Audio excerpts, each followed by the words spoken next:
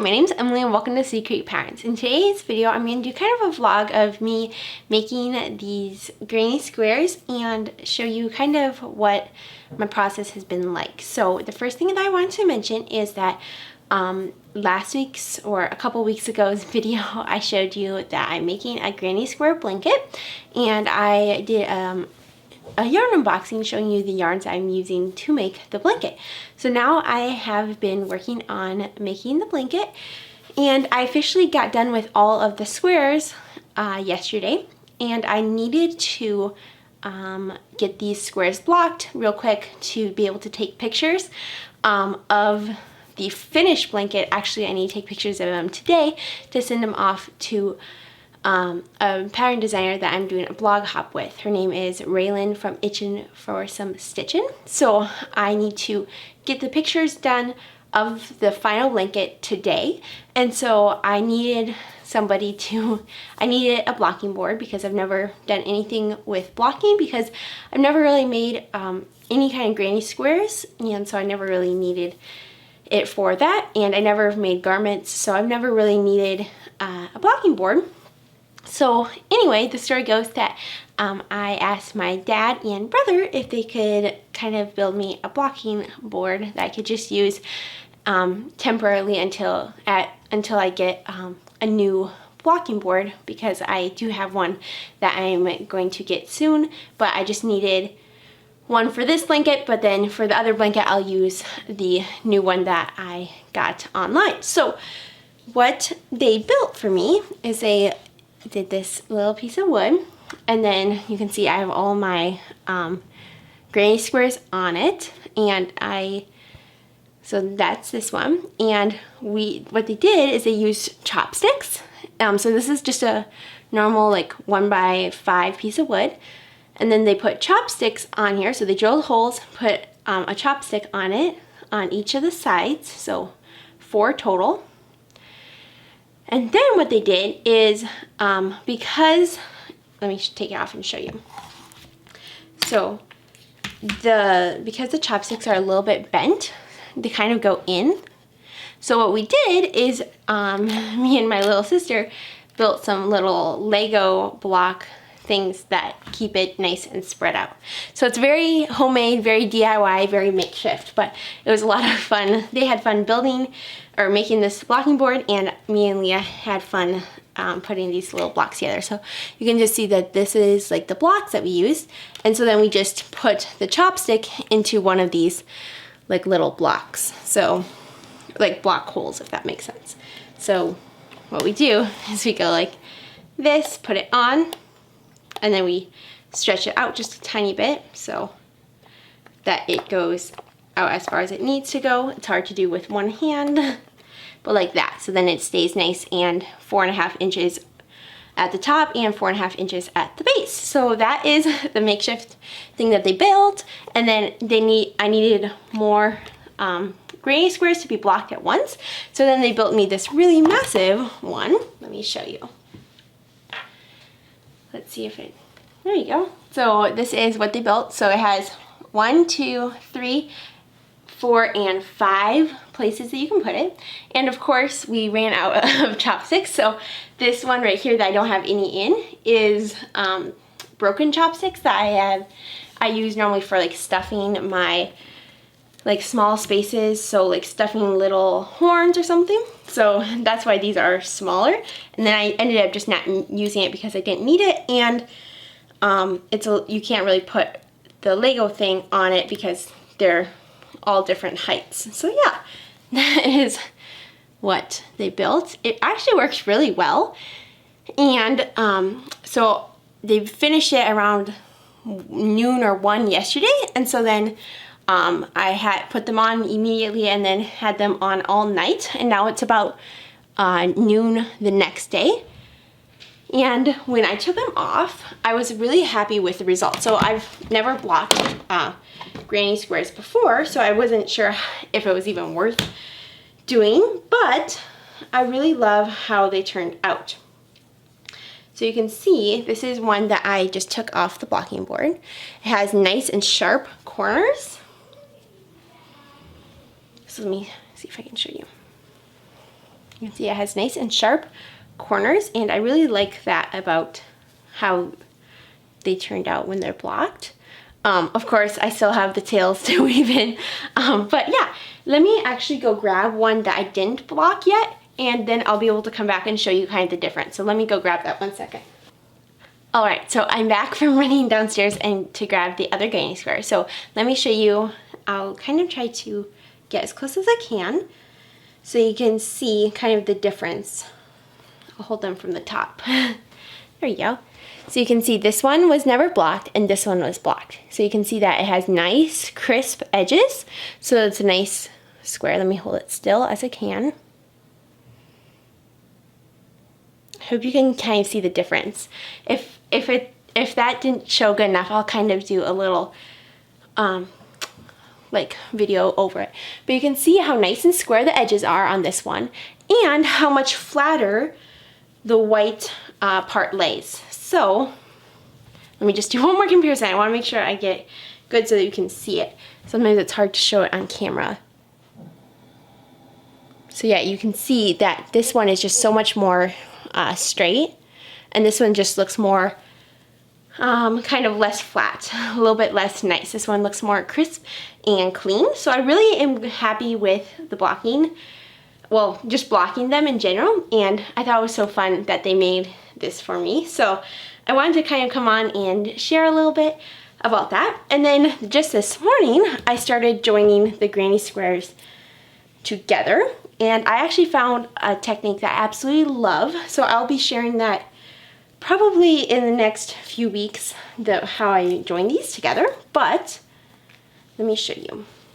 This is how it is looking. So this is 9 granny squares all joined together, and you can see that I have a tail still, because what I'm going to do is, now that I have all 9 of these joined, I'm going to use the rest of this yarn that I had. So I cut myself extra length, and I'm going to join the other granny squares together. So yeah, this is going to be the vertical height, and then horizontally I'm going to do 7 granny squares. So like this.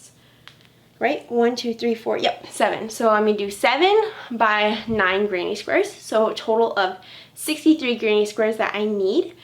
And yeah, I'm super happy with, let me show you real quick this join.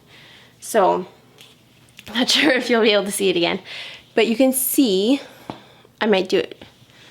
There you go. It's such a nice and clean line. And I actually tried joining together some other granny squares with not using this technique, and it did not turn out as clean and crisp. So I just really love how nice that looks, and I feel like it adds to the blanket instead of just looking like you try to join it together. So yeah, I'm super happy with that, and I'm really loving how this is turning out. So yeah, I'm going to continue to make long strips, and then I'm going to join them all together, and then I plan to do a really fun border for around the edge. I'm not sure exactly what I'm going to do yet, but I have like a book of different border options, and so I'm super excited to choose one and finish up this blanket. So I'm going to kind of take you along today as I finish up this blanket, and yeah, I am excited to see how it turns out. So this is the blocking board that my brother and dad made for me, and I loved using it for that blanket I just finished. But today I just got an upgrade in the mail. So this is from CHETNANIGANS, and it's this box I'm super excited to open. So I'm just going to use my scissors and tear in. I'm super excited.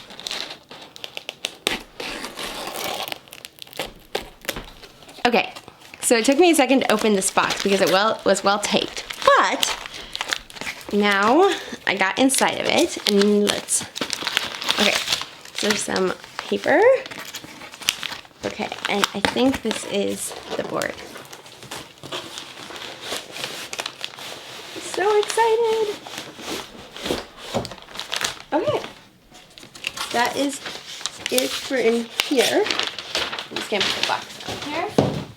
Okay, so I got large perfector strips, pins, and small perfector strips, and then this board. Okay, I'm super, super excited. So let me tear into it. I'm going to first, let's see. It feels a little like Christmas morning opening up this package. Okay. Okay, so here is, this is the small perfector strip. Okay, so this is the small perfector strips. Then this is the pins. Nice. And then this is the large perfector strips. Okay, nice. So I obviously have made a mess out of this paper. There we go. So the large perfector strips. Then this looks like this is the stand, I'm gonna guess. So if you open up like, there you go. Like this. Not sure. Oh wait, yeah. Like this. There you go. That looks to be the stand. And then let's open up this board. Okay. Tearing in. Here, I'll go like this.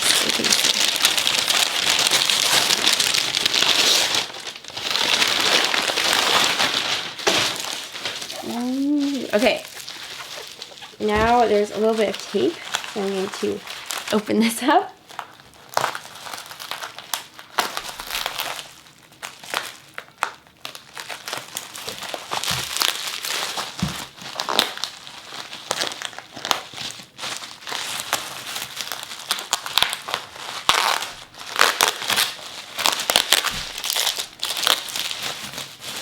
There we go. Okay.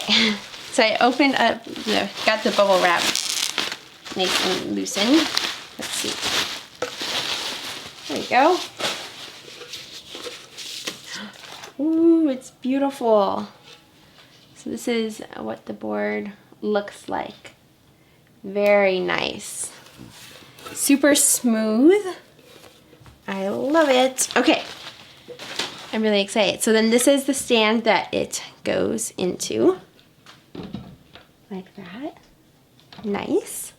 And then it looks like it has this really nice felt on the back, so it'll be a nice surface to lay it down on if you just want to lay it down onto like your table or something. Okay, then let's open the pins. But yeah, this is super nice wood. I very much love it. Okay.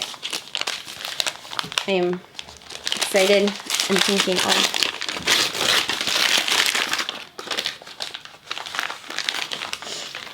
Ooh, nice. Okay, so they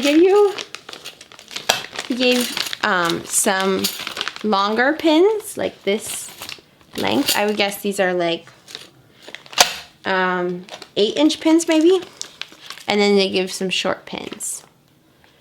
Okay, and then we have the large perfector strip and then the small perfector strip. So I'm just gonna go ahead and open that up carefully, kind of carefully.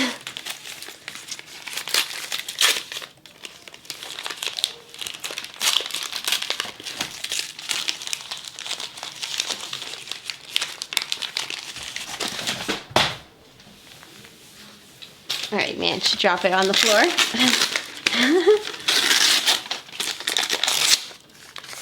Ooh, okay. So this is, it looks like it's 4 perfector strips. I'm gonna pull them out. They're really nice. So it's a piece of wood that has holes in it, and it's used for when you put the pins on your board. So let me kind of give an example. So I'm gonna cut open this bag of pins. Okay. And when you put your pins into your nice little blocking board, one second. Okay, so when you put your pins into your nice blocking board, like this, you push that in, and then we'll just say we push it in over like here. Then you have the perfector strip, so you can put several rows of granny squares on. I'll just do like this for example right now. There we go. And then once you get up higher, if they want to start bending in a little bit at all, then you put it like this on, and you have this nice perfector strip. So I really like that. You can see that works really, really nicely. Super, super nice. I very much love how nice and smooth this board is. Very impressed. Okay. Then the next thing is the small perfector strip. So I think they're going to be like the exact same, just smaller. So you'll see. I'm going to cut the tape. Okay.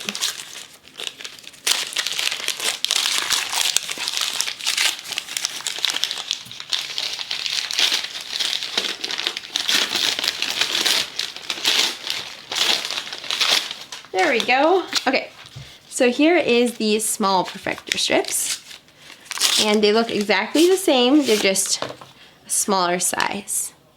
So there's 4 of them. They're really nice. Again, very well made. So yeah, that is what I got. So I got the stand. Then I got this beautiful board that I'm super excited to use. And then I got the long or the large perfector strips, and then the small perfector strips, and then the pins. So I got the longer pins, and then I also got the shorter pins, which seem to, of course, be missing right as I say that I got them. Here we go, the shorter one. So the longer and the shorter. So yeah, that is what I got from Shenanigans. I am super excited to start using it. So I have like about 63 pink and white granny squares to block. So I'm going to go downstairs and put them on my board, and I will probably come back in tomorrow morning or something and show you how they look on the board. So yeah, I'm super excited. Alright, so I'm back, and it's a couple days later. So my last update was on Sunday, and I had said that I was going to try to get it done and take pictures of it yet that afternoon and send them over to Raylan for of Itchin' for Some Stitchin'. I ended up not getting it done.